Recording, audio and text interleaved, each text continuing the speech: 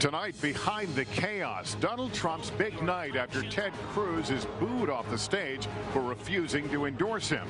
A wild convention scene like never before. Tonight, the inside story, how it all went down. Shockwaves, as one of the most powerful men in the history of television and politics, is ousted. Roger Ailes out at Fox News in the wake of a sexual harassment bombshell. Caught on camera, a caretaker trying to calm a man with autism in the street, shot by police even though he was unarmed with his hands in the air. Heat dome bearing down on 119 million people, already deadly and moving east. And star power, she's been called Donald Trump's secret weapon. Tonight, can Ivanka Trump help her father bridge a glaring deficit among women? Nightly News begins right now. The Republican National Convention. This is NBC Nightly News with Lester Holt, reporting tonight from Cleveland. Good evening. On Donald Trump's big night, his chance to sell his vision to America when he stands from the podium just across from us to deliver a primetime address later this evening. It will also be a chance for Republicans to finish this convention on a high note after a week in which controversies have overshadowed the planned message, including the one they're still buzzing over in this hall this evening. The stunning moment that saw former Trump rival Senator Ted Cruz literally booed off the stage after he sidestepped a chance to endorse Trump. Today, Cruz is explaining himself as the Trump-Pence ticket prepares its launch from Cleveland. Let's start with NBC's Hallie Jackson. In a packed hotel ballroom, new fallout from Ted Cruz's refusal to endorse Donald Trump. Are you going to vote for Trump? His vote is private. Some Texas delegates defending their home state senator, others supportive of Trump, pushing Cruz. What he's doing is creating that division just because he's mad at Trump because of those personal attacks. So he would rather kill the party and divide our votes because of his personal anger because Trump said bad things about his family. Trump's primary attacks against Cruz's wife and father, falsely implying he was involved in JFK's assassination, clearly still raw for Cruz, who in the primaries signed a pledge to support the GOP nominee. The party has spoken. You signed a pledge. That pledge was not a blanket commitment that if you go and slander and attack Heidi, that I'm going to nonetheless come like a servile puppy dog. Cruz today insisting he's committed to unity. But some in your own party are blaming you and that speech last night for sowing more division within the GOP. Is it your fault with that speech? Discussing what we should stand for, that we should be standing for freedom and defending the Constitution, is a message of unity. Cruz now clearing out of Cleveland less than 24 hours after he stole the show here on night 3. And vote your conscience. With those words, an eruption. I just think it was an awful performance by someone who showed himself tonight to not be a man of his word. His choice was either to be a hero of the convention and to endorse or to commit political suicide. The Trump campaign knew Cruz wouldn't endorse and still let him take the stage. It used to be said that revenge is a dish best served cold. Last night, Ted Cruz amended that. Revenge is a dish best served bold. Capital B-O-L-D, in front of 40 million people. That was a remarkable moment. What you think? Trump now brushing off the drama. His task tonight, show the party can get past it and come together. A primetime pitch from the nominee no one saw coming. After a week, few will forget. And tonight, when Donald Trump takes this stage to address the delegates here, a senior advisor tells me to expect some kind of dramatic entrance fitting for this convention and this campaign. Lester? Hallie Jackson on the convention floor, and as the drama continues to play out, Donald Trump preparing to give that speech of his life, accepting the GOP nomination today and making his most important case yet against Hillary Clinton. All of it happening as Trump set off alarm bells around the world with what he said in a new interview about coming to the aid of our NATO allies. NBC's Katie Tur has those details. Donald Trump trying to wrestle back the narrative. I like that. You like it thinner?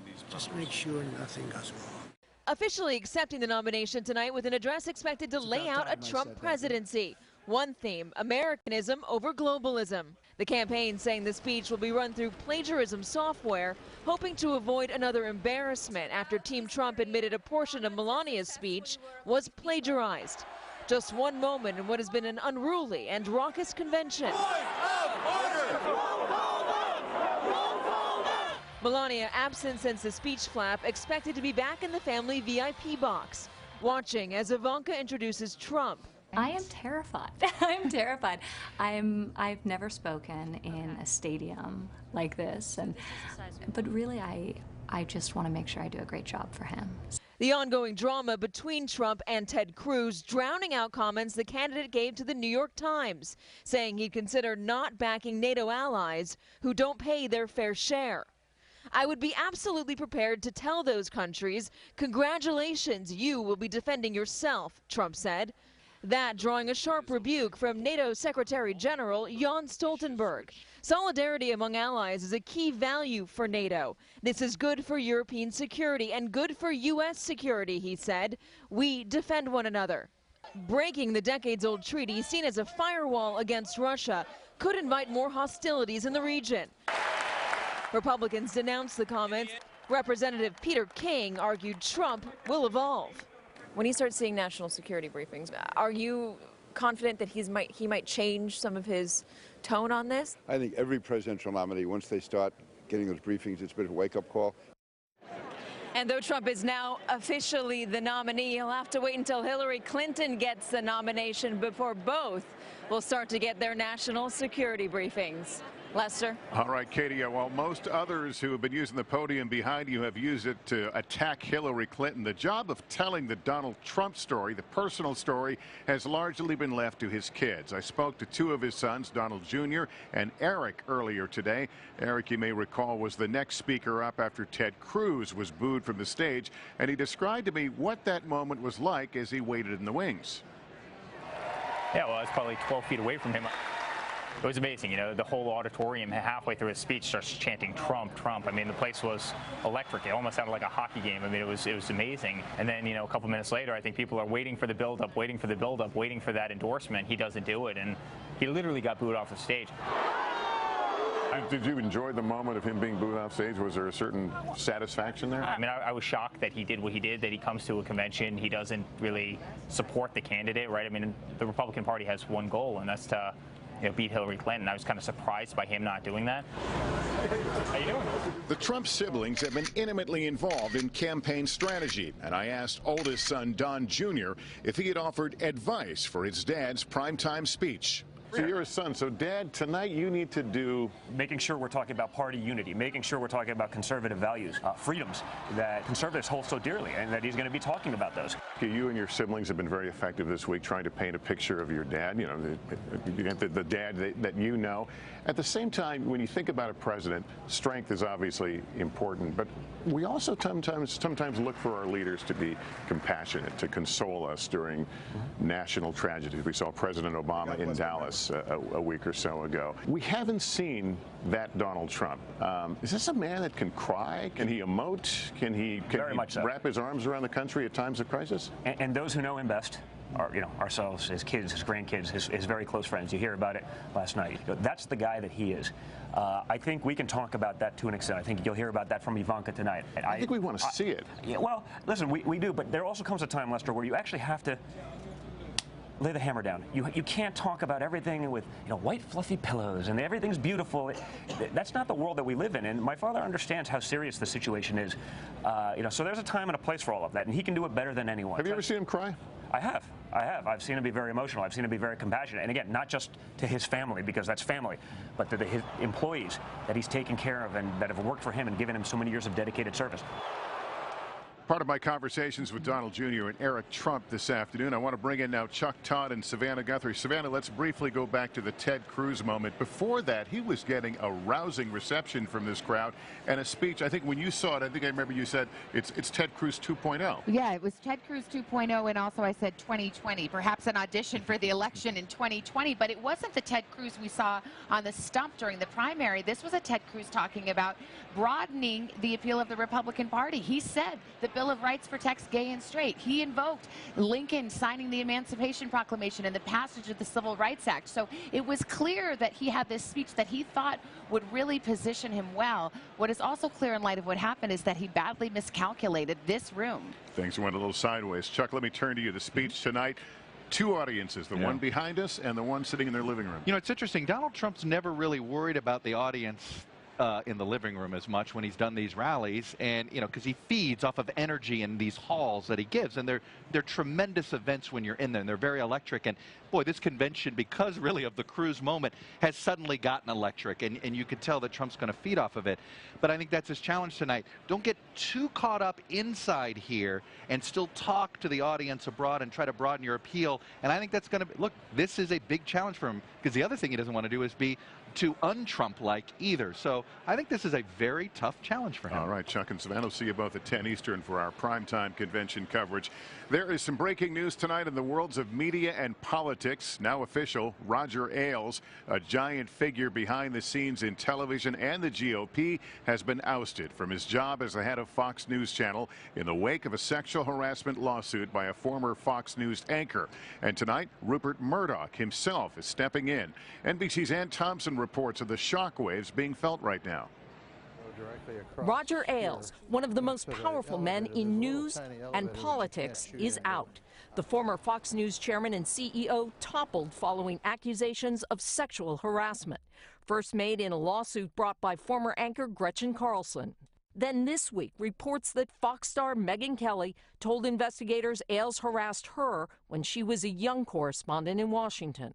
The 76-year-old Ailes denied the charges. Today, in his resignation letter to Rupert Murdoch, head of parent company 21st Century Fox, Ailes made no apologies and congratulated himself, writing, "He takes particular pride in the role that I have played advancing the careers of the many women I have promoted." I think we certainly will see a profound transition in what Fox News is, what it represents, and its relationship with its audience. Murdoch, who now takes over Fox News, left corporate headquarters this evening without saying a word. In a statement, Gretchen Carlson's attorney said, "We hope reputable companies will no longer shield those who abuse women." On the night of his downfall, the party Ailes spent much of his life promoting struggles to unify behind its most bombastic candidate, Donald Trump. In Ailes, like Trump, media power and politics intersected. The former Republican consultant created Fox News from nothing, building it into an influential and multi-billion-dollar juggernaut. A man who once set the rules, today found the rules have changed. Ann Thompson, NBC News, New York. Tonight, people across a huge part of the country are taking cover inside as a dangerous and oppressive heat wave bears down on over 100 million people. It's already been deadly, and it's now moving east. NBC's Blake McCoy is in the hot zone. As hot, muggy conditions continue to bake a huge swath of the country, the heat in Chicago has Mariel Karras sizzling. It's pretty hot, it's humid, it's just not comfortable. It's very sticky. Her air conditioning repairman is handling triple the calls. A so-called heat dome now sits over 119 million Americans, prompting alerts in 26 states. In Minnesota, on the dome's northern edge, severe storms popped up overnight, killing a 13-year-old Boy Scout and adult volunteer. A tree fell on their tents during a camping trip. More storms out east, where residents in Hilton Head had to watch out for dangerous water spouts. They'll soon have to worry about high temperatures, too, as the heat wave expands. It's really the combination of the humidity along with these extremely dangerous temperatures that's going to make it feel like it's well above 100 degrees through the weekend. Runners in Central Park are already sweating. New York City trainer Josh Margolis is telling clients to rehydrate with milk as well as water. Specifically, chocolate milk has gotten a lot of traction recently because of the proteins and the sugars and the carbohydrates that's in it. A useful tip as people all over the country look for ways to beat the heat. Blake McCoy, NBC News, Chicago. There's a lot more to tell you about here tonight. Caught on camera, a man lying in the street with hands up before he was shot by police. He says he was only trying to help a man with autism in his care. The twist police revealed in the case late today. We'll have it for you. Also, Donald Trump's big problem with female voters. Can the Trump women help win them over?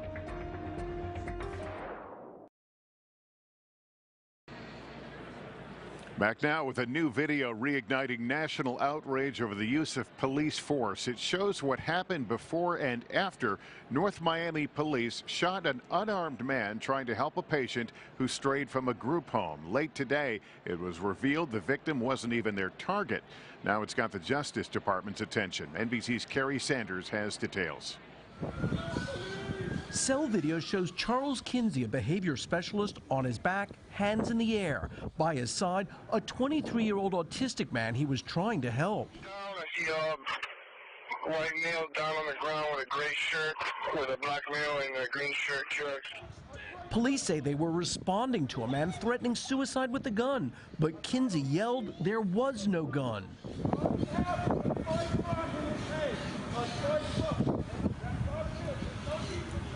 It's unknown if the actual shooting was recorded on video. A different video shows Kinsey after being shot in the leg. The police department tonight says the officer is a 30-year-old white Hispanic. Kinsey spoke to Miami station WSVN. Because I'm looking at, as long as I got my hands up, they're not going to shoot me. This is what I'm thinking.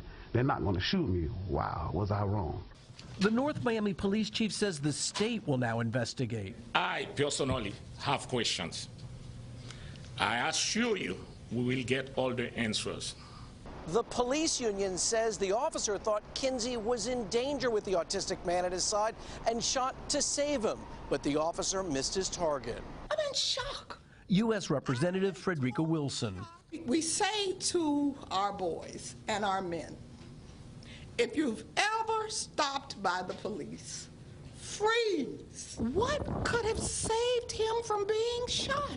Tonight, Charles Kinsey, a father of 5, remains in the hospital. Through his attorney, I want everyone to be peaceful. Kinsey is calling for calm. Kerry Sanders, NBC News, Miami. We're back in a moment with a plane plummeting out of the sky onto a suburban neighborhood below.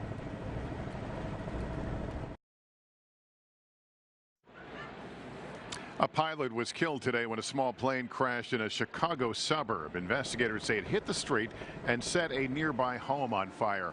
A woman and her dog were home at the time, but no injuries reported on the ground. It's unclear if anyone else was inside the plane. The crash is under investigation.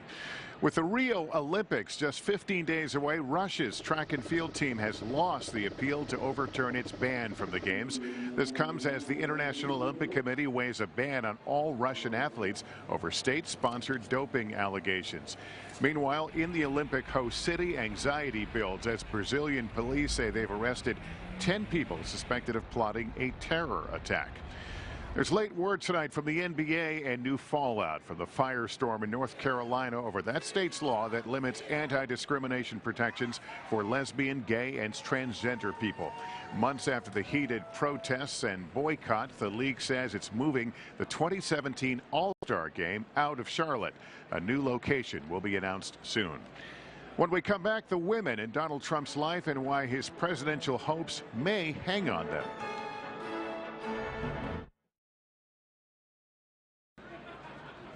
As the evening session of the convention here about to begin, finally tonight, there are the women who know Donald Trump best, his wife and 2 daughters.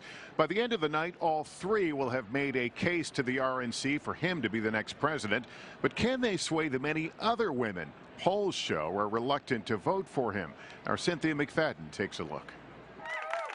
Donald Trump has a problem with women voters, that is. Hillary Clinton is killing him there by 15%. So the question tonight, as his daughter Ivanka is poised to introduce him at the convention, will she, half-sister Tiffany, and stepmother Melania help him bridge the gender gap? There does seem to be this real concerted effort to get the Trump women out in the front to say, my dad is a good person, kind of trust me, I'm a woman. With a stay-at-home wife and a high-flying professional daughter, the Trump women check both boxes. Though with Trump's 3 marriages, family values will be a sticky point for some Republican voters. On the other hand, his kids have been a public credit to him, as Mike Pence said last night. You can't fake good kids. Donald Trump has never done anything halfway, least of all as a parent. The hope in Camp Trump is surely that the youthful, dynamic Trump children will help with younger female voters, 71% of whom have a negative opinion of him. Look for Ivanka Trump's speech tonight to address issues of importance to working women. They're putting lots of their chips on Ivanka, one of her father's closest advisors. Good to meet all of you finally. Both in business and on the trail. He's been an unbelievable parent to me. He's been a great mentor to me personally. She talked to NBC's Savannah Guthrie. What are you going to tell yourself as you walk out on that stage on Thursday night? Don't trip. Her father hopes she won't either. Cynthia McFadden, NBC News, New York. That is going to do it for us for now on this Thursday night. I'm Lester Holt. I'll see you tonight at 10 p.m. Eastern, 7 Pacific, for primetime coverage of the Republican convention. For all of us at NBC News, thank you for watching and good night from Cleveland.